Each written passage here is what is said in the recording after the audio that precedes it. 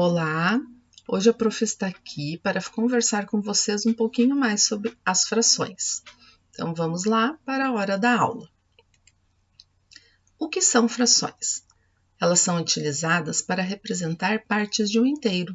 É a representação matemática das partes de determinada quantidade que foi dividida em pedaços ou fragmentos iguais. Esse exemplo vocês já conhecem, né? A prof. Belissa já havia mostrado no vídeo dela.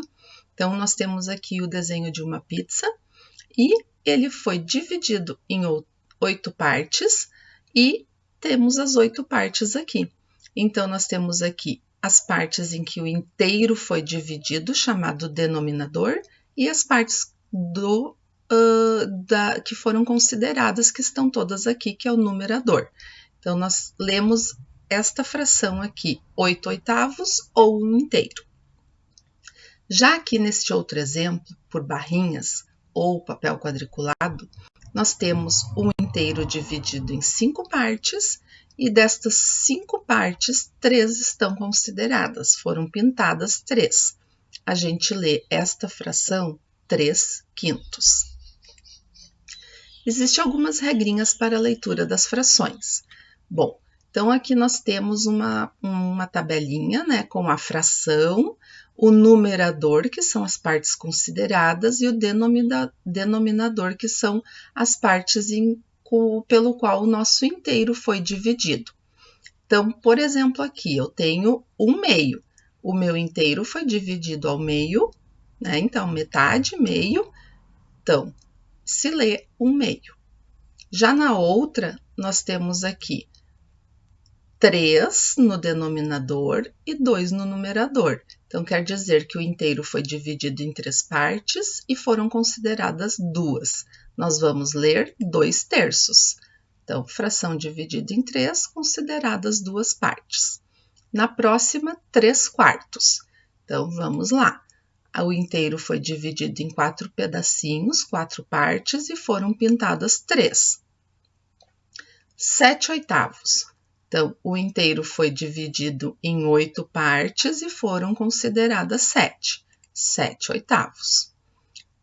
8/11. Ó, apareceu uma palavrinha diferente que chama-se avos.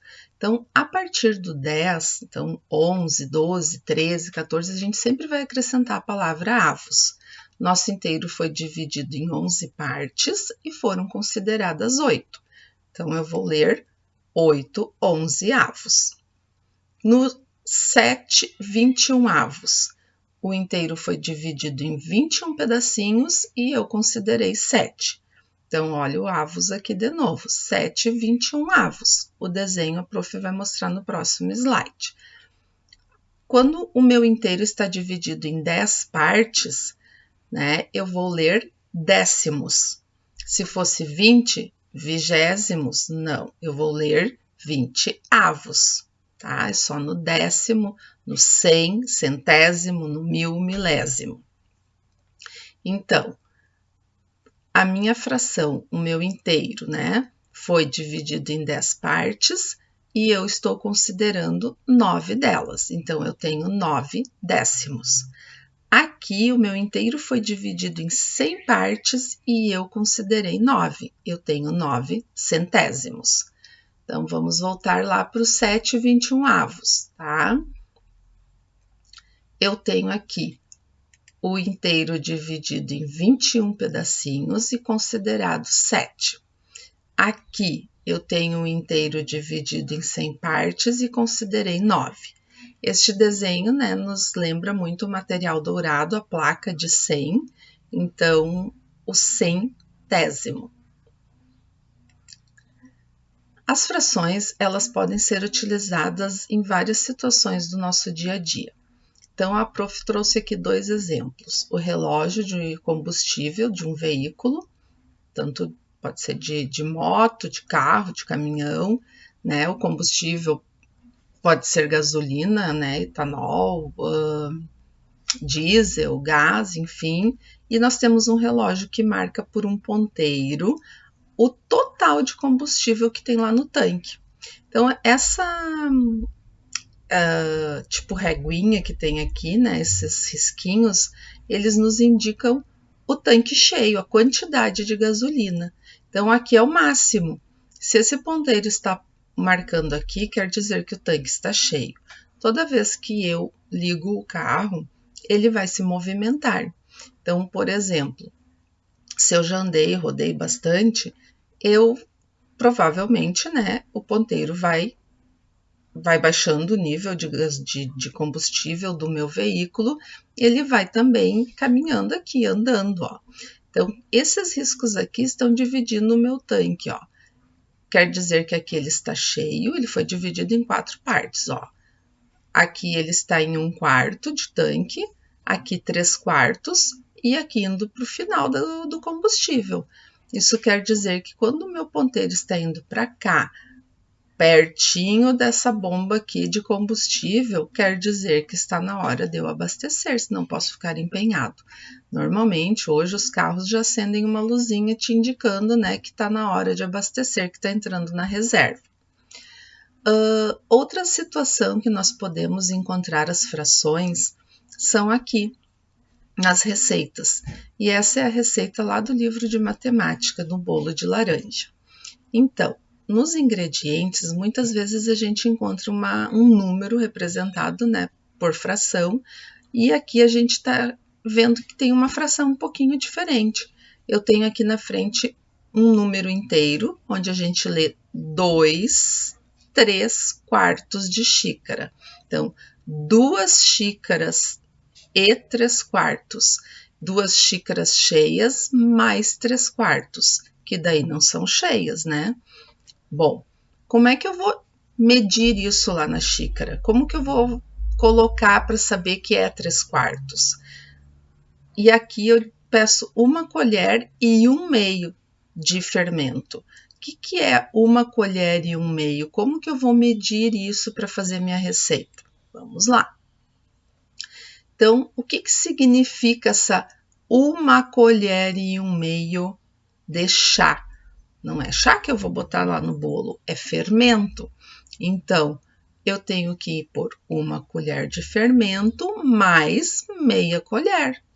Tá? O que é o de chá? É o tamanho da colher.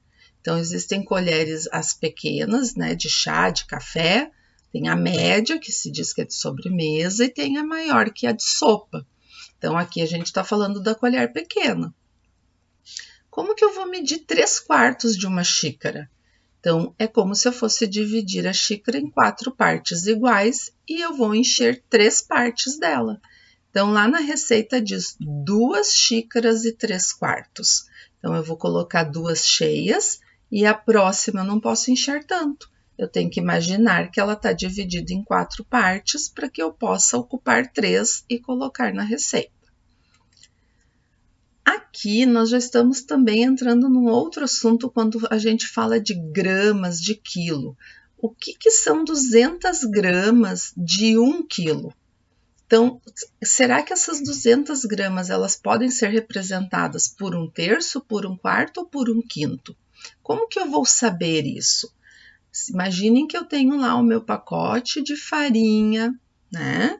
E eu vou dividir ele em 5 partes. Então, eu vou pegar os 1000 gramas, que é igual a 1 quilo, e vou dividir em 5. E eu vou chegar ao total de 200 gramas. Aí eu já estou fazendo uma conta, né? Um pouquinho mais difícil, mas é para vocês saberem como que a gente pode descobrir que fração representa um valor, por exemplo, em quilos aqui, né? Em gramas. Ó, a pergunta é: 200 gramas podem ser representadas por 1/3, 1/4, 1/5 do quilo? Então, eu faço uma continha.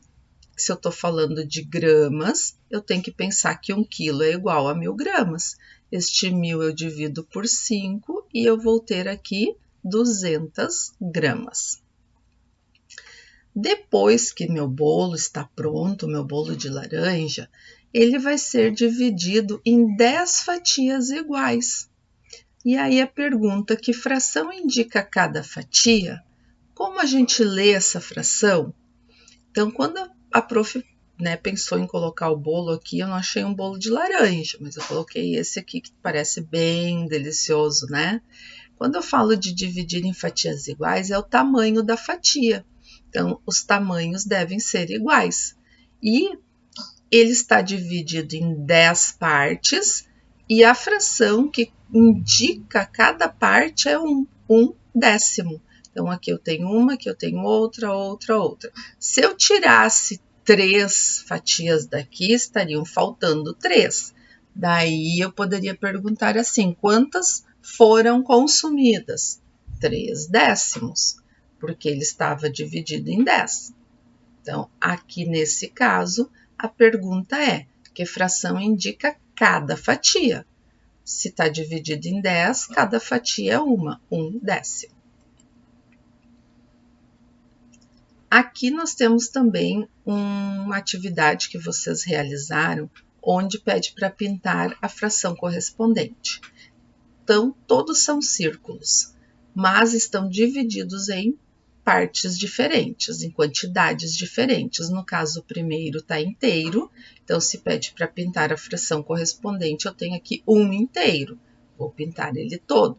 Se aqui eu peço um meio, ele está dividido ao meio, eu quero uma partezinha. Todos eles pedem para pintar uma parte, mas o denominador, a parte em que eles foram divididos, são diferentes. Já aqui no papel quadriculado, nós temos um inteiro dividido em 16 partes, onde aqui foram pintados 6 quadradinhos, foram consideradas 6 partes. Como que eu vou representar esta fração? Então, 6 16avos. Foi dividido em 16 e considerado 6. Já aqui, ele está dividido pelo mesmo número, né? O denominador é 16, mas foram considerados 8 quadrinhos. Então, eu tenho 8 16avos. Neste exemplo, neste quadro aqui, a prof trouxe um pouquinho de um outro assunto que se chama porcentagem. Como que a gente pode representar isso através da fração? Imaginem que eu tenho um inteiro, né? E este inteiro é o meu 100%. Ele é todo. O 100% indica o total, o todo. Aí eu peguei aquele inteiro e dividi ao meio, eu tenho a metade. Então, se é metade, cada partezinha dela vai valer quanto? 50. 50 mais 50 igual a 100. Nesse inteiro aqui, eu dividi ele em 4 partes. Então, é a metade da metade. Cada partezinha vale 25. Então, por exemplo, se eu somar aqui, ó, 25 mais 25 não é 50, e mais 25, 75, mais 25, 100. É o total do 100, ó. Então, o inteiro dividido em 4 partes. Cada parte soma, vai dar total 100. Aqui embaixo, este inteiro foi dividido em 5 partes, então eu tenho a quinta parte. Quanto que vale a quinta parte? 20%. Então, pensem comigo, ó. Se esse inteiro é 100 e eu somar cada partezinha aqui, 20 mais 20, 40, mais 20, 60, mais 20, 80, mais 20, 100. Total 100. Se eu fosse usar isso aqui no nosso dia a dia, eu vou dar um exemplo de liquidação, de descontos, né, de promoções. Vamos pegar o inteiro. Eu quero comprar uma camiseta. Minha camiseta custa R$100. Eu vou usar o mesmo número, 100. Se ela tem 50% de desconto, eu vou tirar desconto, né? Tô recebendo um desconto, o valor vai baixar. Então, se eu tô tirando 50%, quanto que eu vou pagar a minha camiseta que era 100? 50, porque é a metade. Agora, se eu vou ganhar um desconto de 25%, eu vou tirar lá do 100, 25, quanto que vai sobrar aqui para mim?